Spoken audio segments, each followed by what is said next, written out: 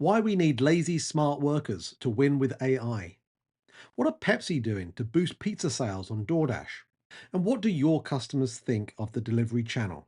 That's all ahead on this week's Digital Restaurant.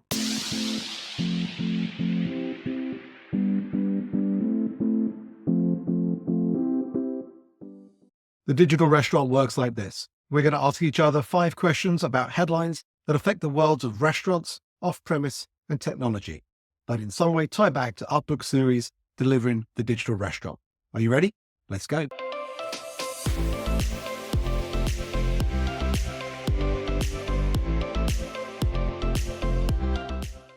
Happy Monday, Meredith. How are you doing today? I'm very good. How are you, Carl? I am feeling great. Thank you very much. It's nice to be back in California. I've had a Mm. number of weeks traveling. You've been traveling a bit as well, but We are back in conference season. It's happening.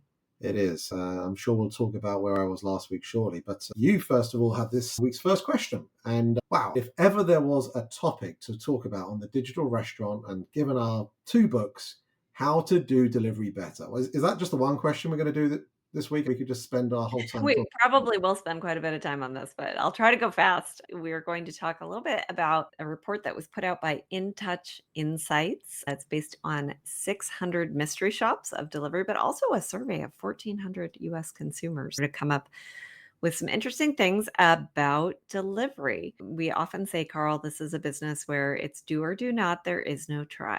If you're going to be in delivery, choose to do it well, make it a real business, really get after it. Do not resentfully do it poorly. That's always a bad place to be. And I think that shows up in the numbers here. Love the fact you bring a Yoda reference into this at the very start here. Very good. I like it. Let's bring this up here and you can take us through it. Very first thing I want to point out, which is maybe not a surprise at all, but a surprise in how big the gap is. It turns out that those under the age of 45 report a higher frequency of ordering than those 45 and older, ordering delivery, that is. So those under 45 said they frequently order 26% of the time, and 45 and older said frequently only 6% of the time. I would have expected that certainly the younger folks order more often than the older folks, but I thought that was a pretty stark gap on that, which Mm. I was pretty surprised about. The other thing that is interesting to note on there is that only 19% of consumers say they're multi-platform, meaning that they sometimes order from Uber, sometimes from Grubhub, sometimes from DoorDash. They're really pretty focused on one platform or another. All right, next question is all about how well the food shows up on time. And this I thought was fascinating because it turns out the platforms are horrible at showing up on time. Percent of orders delivered according to promoted delivery time or estimated delivery time, two slightly different numbers. On time, on average across the platforms, 2%. Wow. 2%, pretty terrible. And you might be thinking to yourself, that is just unacceptable, but worry not. Mostly that is because the orders tended to come early. Now, I think for myself, while a late delivery might be annoying, knowing how I run my life, would probably be even more annoyed by an early delivery. I am always stacking things up and probably doing way too many things at once.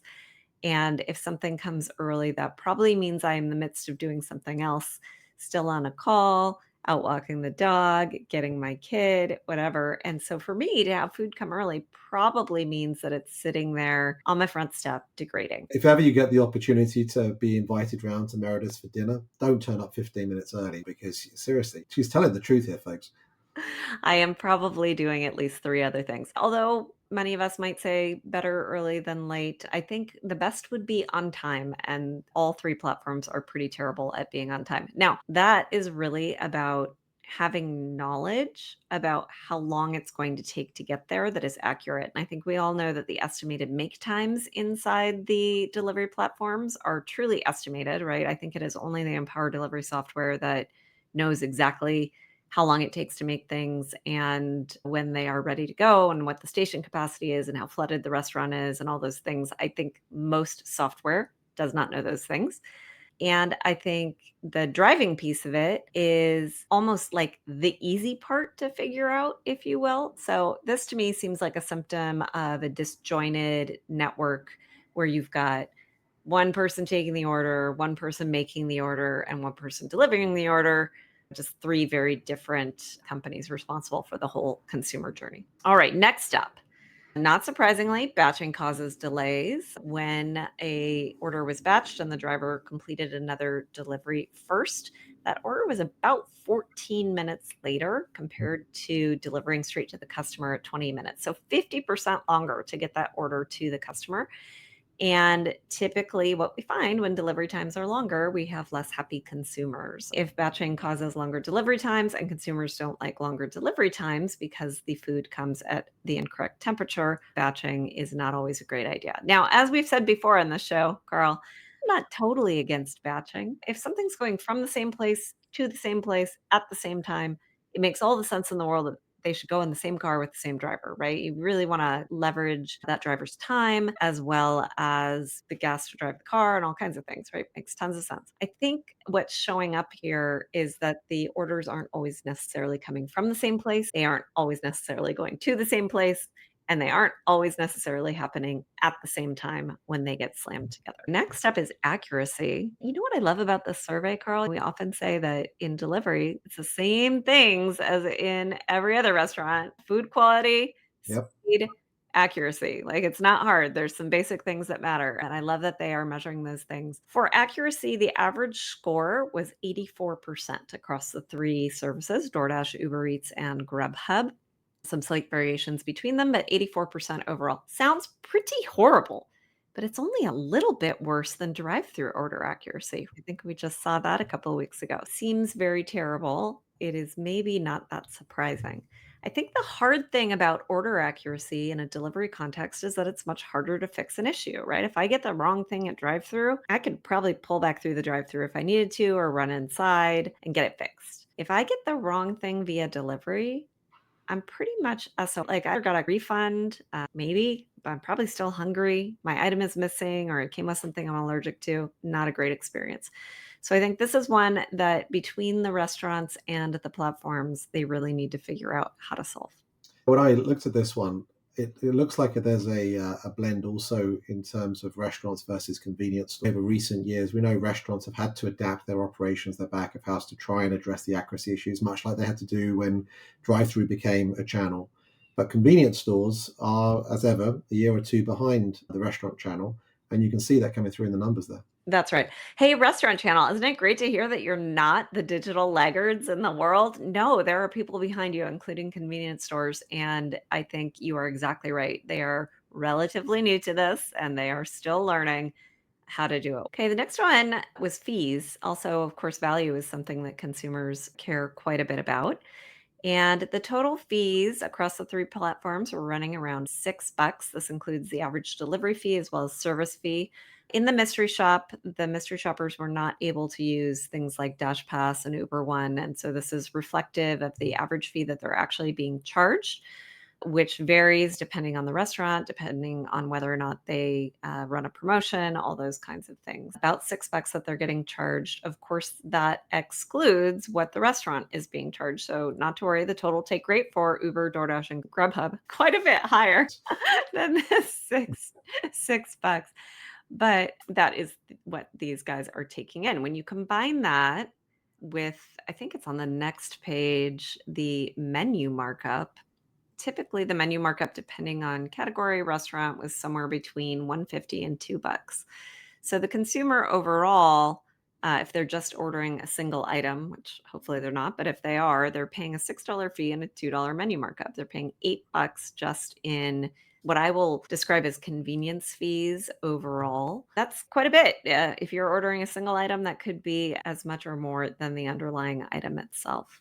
There's also some interesting on the page 17 satisfaction estimations of overall experience and what it is that people like. And I thought this was a great chart. Delivery time. The satisfied people got their orders in 31 minutes. The not satisfied people got their orders in 41 minutes. Huge gap. Delivery fee. The satisfied people paid an average of 159. The not satisfied people paid $5.63. But then this one's really interesting. Service fees, satisfied 379, not satisfied 377. Wait, it's lower and almost the same. Let's come back to that. So, as it relates to the delivery time and service delivery fees, I think what consumers tell us is what they always tell us. They love it when things are convenient and free. So, that's true even in delivery. But it's interesting about this service fee here that there is no gap in satisfied versus not satisfied in terms of what they're paying on service fee. And I would suspect that's probably because that service fee shows up at the end of the transaction, right? The delivery fee they see front and center as they're making their choices about which restaurant they want to order from. That delivery fee is listed right there. But the service fee, a consumer does not find out about until they get to the very end of checkout and that fee gets tacked on. I would go as far as to call that a hidden junk fee, but I have been overruled by the state of California, I think. So here we are. Interesting to see that it says on the right there about overall satisfaction was 10% higher when the driver did not complete additional deliveries compared to when they did.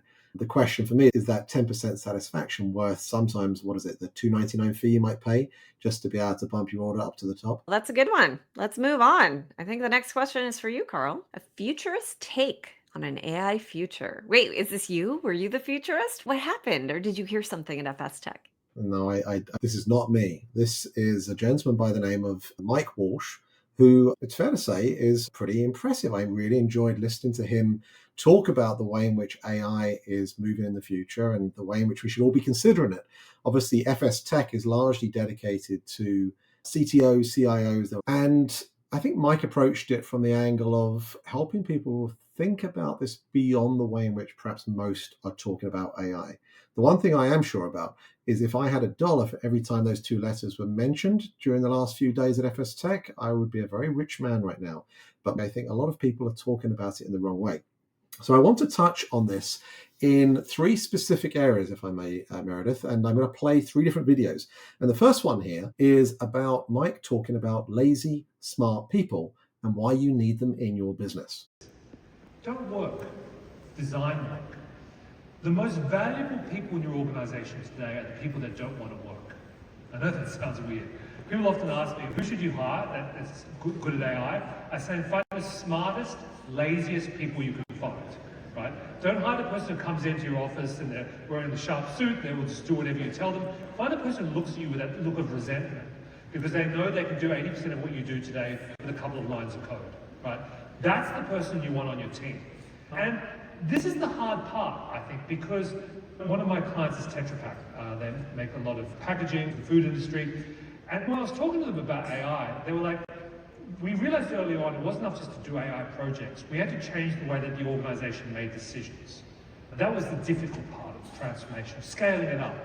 So what they did is that they found a few projects that really got people's attention. In this case, it was cheese making, a lot of parameters, you've got to control with machine learning. But they figured out a way that would immediately change decision making, save money, and actually create new revenues. And that got everyone's attention. So these are the kinds of people you want. People that are lazy, but who realize the power of technology to change the nature of work rather than just make it a little bit more efficient. Interesting take there, of course. I've caught the Tetra Pak thing, I think, is not necessarily reflecting that Tetra Pak have lazy people working for them. But I think the mindset behind the idea of being able to think about work differently and to be able to think about how the operations that exist within your business in a restaurant environment, actually, how do you think about finding those ways to not just replicate what typically is happening, but actually to do it in a way that, if you recall what he said, saves money, opens up new channels of revenue, and also increases the ability for decisions to be made faster. So I want to go on to the next one here. And this one is also particularly interesting. This one here is about the idea of moving from apps to agents. And if we think of apps as software, he's really referring to the idea of an agentic workflow. So following on from that theme, how do you actually think of AI more as agents? And what does that really mean for not just your life at work, but also across every element of your life? Is the shift from apps to agents. Believe me when I tell you in 10 years' time, when you tell your kids, you used to have to use an app, a different app for everything you wanted to do, whether it was getting a car or listening to music or going on a date, they're going to look at you like you used to ride a horse to work. It's going to be weird. You know why? Because you're going to have a personal digital AI that does it all for you. It's already happening, right? right? You would have seen ChatGPT release this new strawberry version of their chatbot, which seems to do math problems a bit better. Look deeper. This is a preview of an agent that can do chain of thought, multi-step reasoning. Why do they do that? Because eventually you're going to have to trust one of these things to do your food delivery orders, right? This is where it's going. And in fact, it's already started. So that idea is really interesting because in many ways he didn't necessarily say it in a threatening way to the technologists out there. But what he was inferring in that, Meredith, was that software providers are under threat of AI. The analog I've been using recently, I think I mentioned it to you a few weeks back, is that when you're selling a piece of technology, like a lot of the folks in the room were doing at FS Tech, it's almost like you're selling the latest Ferrari, let's say, or a high-end sports car that you're promising is going to take your driving skills to the next level. It's going to really allow you to go faster. But the reality is it's a Ferrari that can't change lanes. And therefore, you're stuck behind the other vehicles in that same lane, going 30 miles an hour.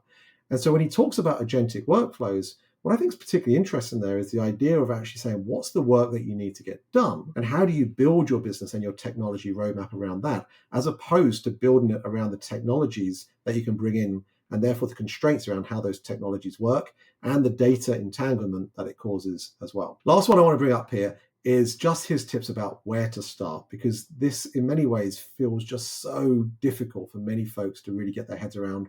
And really the part of this is just starting, and you'll hear about his approach right here. Useful exercise. Consider this. Sit down with your team and maybe discuss the kinds of decisions you're making today and work out what are the things that we're doing where machines should be doing this as a completely automated task. Because you can document it, you can write a playbook for it, that means a machine can do it. What are the kinds of decisions that are more abstract or uncertain?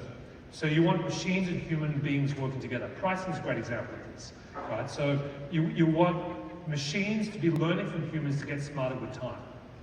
But then the final thing is, what are uniquely human-shaped decisions that you're probably not spending enough time on? Maybe around the experience design, that you could if you were able to free up more of your cognitive space by delegating. That one really stood out for me as well, because when we think about AI in replacing the dull stuff, the stuff that perhaps people don't want to do, or the things that in doing it in a highly volume way or in a complex fashion or something which is particularly repetitive, typically it's the kind of things where we have a challenge in being able to complete it with the right speed and accuracy. And so that idea of being able to think about those areas where you have got a clear process right now, where perhaps it's better to get your general managers out of the office or to be able to put them in front of their team members or in front of their guests more, that kind of feels like a really good way of being able to explore how this thing's going to come to life. So a lot of people at FS Tech were talking about AI, of course, in all its numerous contexts. A lot of times people sometimes get confused by the fact that it's getting a lot of attention right now because of generative AI. But Tim over at GoTab said to me, he studied machine learning in the 90s. This has been around a long time. And the reality is it's getting a lot more attention right now. And I think it's upon the industry to try and help people figure it out and figure out where to start, because how do you eat an elephant? Bit by bit. Okay, let's move on to question 3. This is an interesting one. Yum were talking about this, of course, and we had the CTO from Yum actually in the stage on day 3 of FS Tech.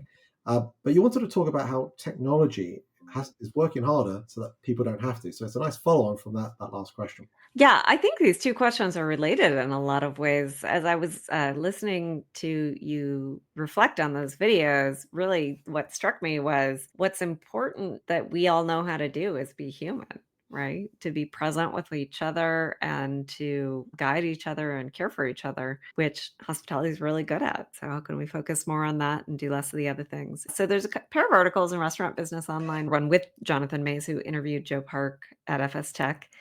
And then the second one from Peter Romeo talking about a couple things that happened at FS Tech, one of which was Yum. So Joe Park, who's the CTO at Yum, said technology should make things easier, and in particular, easier for people, right? That's franchisees, customers, and the team members. And if it's not making things easier, then it's not doing its job.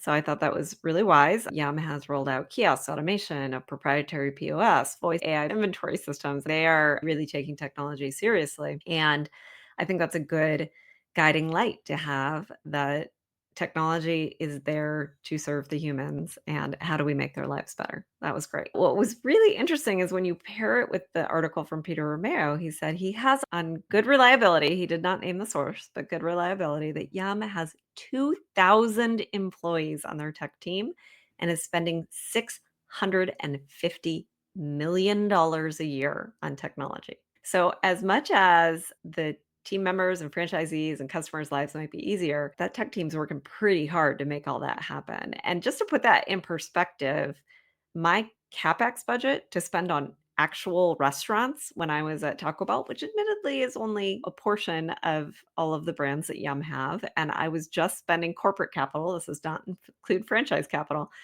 was like $140 million, right? So that like really gives some perspective as to how much they are spending on technology.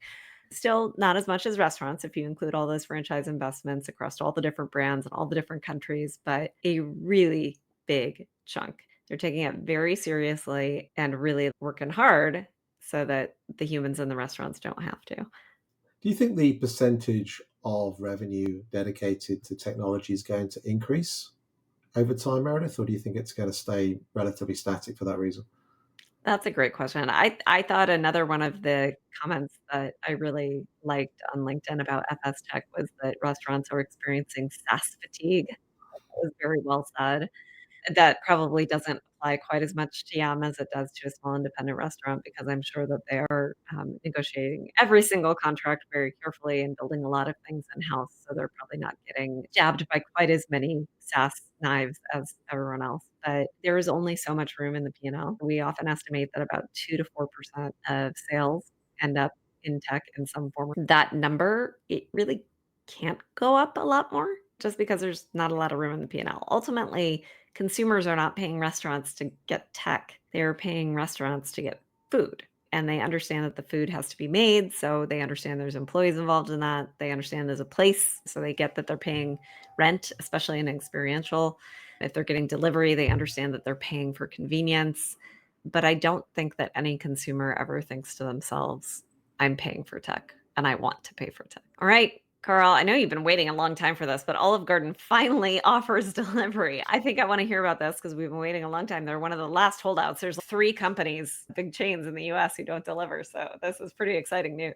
Yeah, it's obviously one of the major brands out there, and to be able to hear about this partnership that they've just announced with Uber Eats, in many ways, it's another great like mark for Uber Eats, I'd suggest, because they had the thing with Domino's only when was that, a few months ago, to be able to now get Olive Garden onto the platform and to be able to help them launch their delivery business. I think it's actually really exciting for them. The decision to embrace delivery is part of a multi-year agreement that's going to start with the pilot program, expected to be across their 900 locations by May of next year. And it's going to allow customers to place orders directly on Olive Garden's website and their app, and Uber Eats are going to handle the logistics of the deliveries. So that's pretty handy because this is the advantages of Uber Eats drivers handle those deliveries, but also maintain that kind of connection through your own website and app. Now, I'm not sure if you're an independent listening to this, whether that same offer is going to be handed to you. But Olive Garden, with their 900 units, certainly do. In fact, of course, they are part of the parent company of Darden Restaurants that have previously avoided third-party aggregators. It was only 2019 when the former Darden CEO, Gene Lee, said that delivery services were more destructive to margins than beneficial to revenue. He, at that time, did not believe the results of third-party delivery tests were compelling enough to implement on a large scale. And they maintained that stance, even moving Ruth Chris Steakhouse away from delivery after acquiring the chain.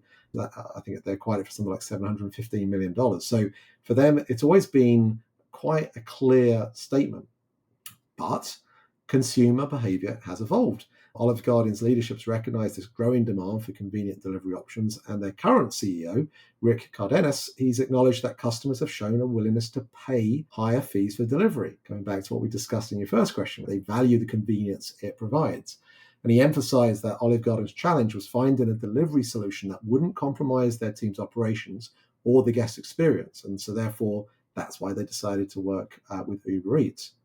Now, Olive Garden's off-premise sales have been growing in recent years. So it's not like this is off-premise is not something new to them. Their third fiscal quarter, which ended in February, had their to-go sales accounting for around 26% of their total revenue, which was about the same as what it was from the previous year. So combined with this growing demand for delivery, making it clear that expanding off-premise options is a smart strategic move for them. The piece that I think is really interesting about all of this is the fact that they are also getting access to customer data. We often say, how much are you willing to sacrifice in terms of the fees to get access to new customers, which of course is part of the third-party marketplace idea. But if you're only utilizing Uber Eats for the logistics arm, are you in some way sacrificing your data? That is not the case. So I think this is actually a really good win for Olive Garden to be able to utilize the Uber Eats logistics fleet. And even though same-store sales declined by 2.9% in Q1, I think with this new look delivery strategy, they're going to be able to not only encourage customers to continue order through their direct channel, but also to be able to use that data at the higher volumes that it comes through to get more return visits as well. What was your take on this? I thought it was super interesting. I don't know if you follow me on LinkedIn, but I posted a couple of weeks ago a picture of an Olive Garden, and it had 7 reserved parking spots, primo, right in front for curbside takeout. Like 7. That's an enormous number of parking spots for a restaurant of that size to be dedicated just to people coming in, picking up and going. Certainly does not surprise me that they have 25% takeout. Also doesn't surprise me that consumers demand delivery. They've probably been asking for it. Why don't you guys have delivery? I go onto your website, go onto your app. All I can do is do curbside pickup. I want you to bring it to me. That doesn't surprise me either. I think what's really interesting here is that brands who have a strong brand name, more demand, and are a little bit more of a holdout, seems like they get a better deal, right? So pretty interesting that they're going to be able to funnel it all through their own app, regardless of how they have it fulfilled there on the back end. Will be interesting to see if eventually they cave and also end up on the marketplace. It's Italian food, right? I mean, if any food type is great for delivery, it's the Italian food cuisine type, right? So it's hopefully we'll see some good results for them, and we'll talk about it here on the next time we bring up Olive Garden. But before we do that, let's talk about Pepsi. Pepsi are also trying to boost Italian food, pizza sales in particular, but this time over on DoorDash. What's going on there? Yeah, this one was pretty fun. This article on Restaurant Dive talked about a promotion that DoorDash and Pepsi are running together. So Pepsi is following deliveries home when they have a certain basket size and a Pepsi included, and potentially giving them free pizza. So I think probably maybe more follow home in the ad than there are in reality. That might not always be happening. It seems a little creepy, but very fun and a great way to encourage beverage attachment rates on the platforms. As we know, beverage tends to have a lower incidence on delivery than it does in store. Frankly, it has a lower incidence in drive-thru than it does in store. If you're going to be consuming that food somewhere else, high chance that somewhere else has some kind of beverage there waiting for you. And so this has been a place where I think the marketplaces and the brands have long sought to figure out how can we get that up. Of course, beverages much more profitable to restaurants than actual food. So you can see why they want to push that.